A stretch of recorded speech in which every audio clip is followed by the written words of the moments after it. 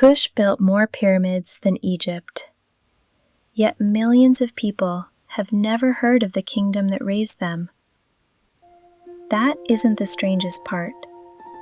The strangest part is what happened to one queen's pyramid nearly 2,000 years after it was built. We'll come back to that. Among the queens who ruled Kush, one left her name carved across hundreds of miles of the Nile. She built temples.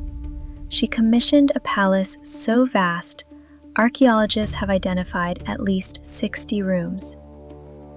She expanded one of the greatest pyramid traditions the ancient world has ever known. And today, almost no one knows her name. Her name was Amanishakheto. Qore, Kandake, ruler, queen. Not because she inherited someone else's throne, but because she ruled in her own right. And by the end of her story, you may wonder why history ever forgot her. Amanishakheto came to power around 10 BC, at one of the most important moments in Kushite history. She succeeded another remarkable ruler, Amanishakheto, the queen who forced Rome to negotiate. Most kingdoms emerge from war exhausted. Amanishakheto inherited something far more valuable: peace. She could have spent her reign preparing for the next conflict. Instead, she built. Most ancient rulers are remembered through battles. Amanishakheto chose another path. She held the titles Qore and Kandake, words in the Meroitic language that identified her as sovereign. Not queen consort, not regent, not someone ruling on behalf of the king. She was the ruler. That distinction mattered, because what she accomplished bears the mark of someone planning for generations, not simply surviving the moment. By the time Amanishakheto ruled, the Kushites had already been building pyramids for centuries. Their pyramids were different from Egypt's: smaller, steeper, distinctly Kushite.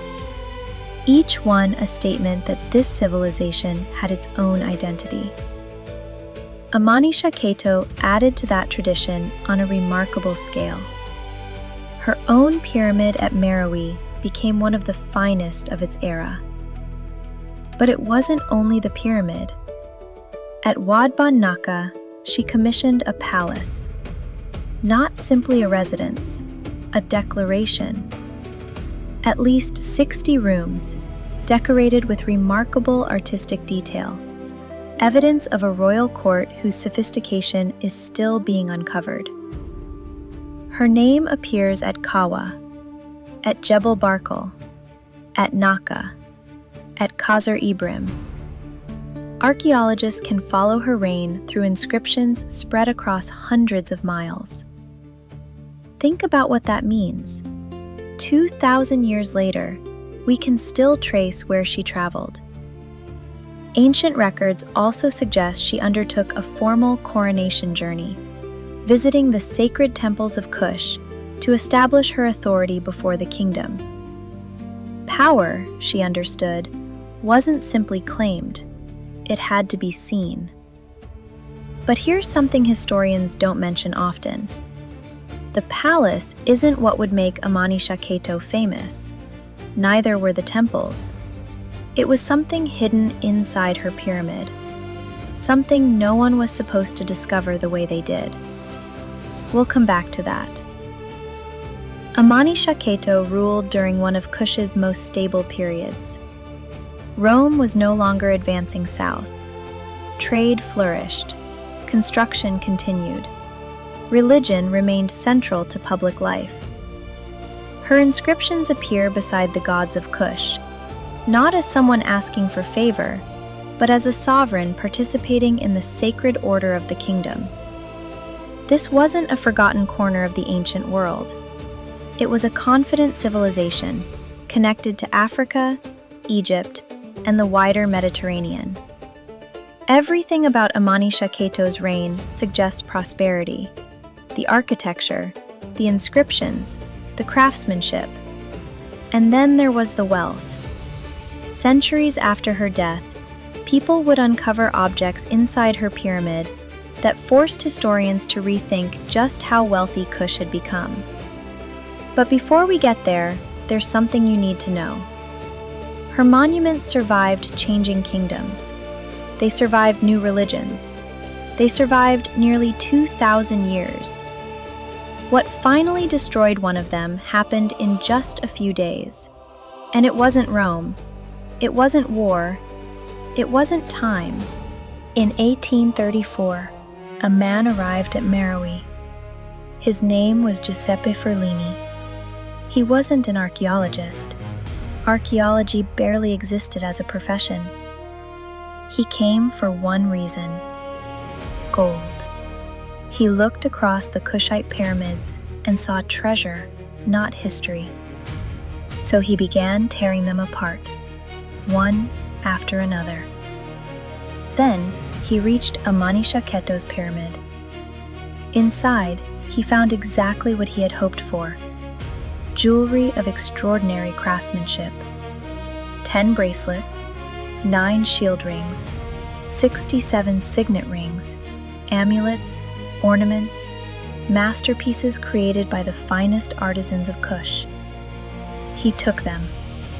The pyramid, which had stood for nearly 2,000 years, was left in ruins. But the story didn't end there. When Ferlini brought the jewelry to Europe, many experts refused to believe it was genuine. Not because the workmanship was poor, because it was too good. Some believed an African civilization could not have produced craftsmanship of that quality. Only later was the treasure accepted as authentic. Today, those objects are housed in museums in Berlin and Munich. The jewelry survived. The pyramid did not. One of Kush's greatest queens is remembered more easily through the objects taken from her tomb than through the civilization that created them. History gave Amanishakheto a strange kind of immortality. Her jewelry became famous. Her name did not. Scholars wrote about the treasure. Museum visitors admired the craftsmanship. Books praised the artistry. But the woman behind it often became little more than a caption. Look closer, and a different picture appears. A sovereign who ruled in her own name. A queen who inherited peace and transformed it into prosperity. A builder whose inscriptions stretch across hundreds of miles of the Nile. A ruler who invested in monuments, temples, and architecture because she believed civilizations should leave something lasting behind. In many ways, they did. Even broken, the pyramids of Meroe still rise from the desert. Even scattered, her inscriptions still carry her name. Even separated from the tomb they once belonged to, her jewels still testify to the brilliance of Kushite craftsmanship. The monuments survived long enough for the world to find them again. Now, the queen who built them is beginning to be remembered too. 2,000 years ago, Amanishakheto built monuments because she believed they would outlive her. She was right. What she could never have imagined was that the greatest threat to her legacy would not come from time or empire or war.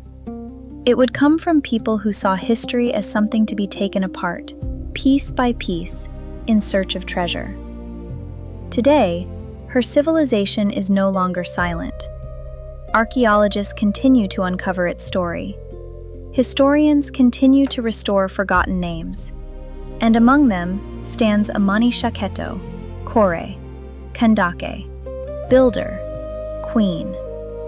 The Nubian story does not end with her. The next queen in this series left behind a monument that still stands today. And her story is just as extraordinary. Subscribe to her sacred legacy. because history remembers more women than we were ever taught.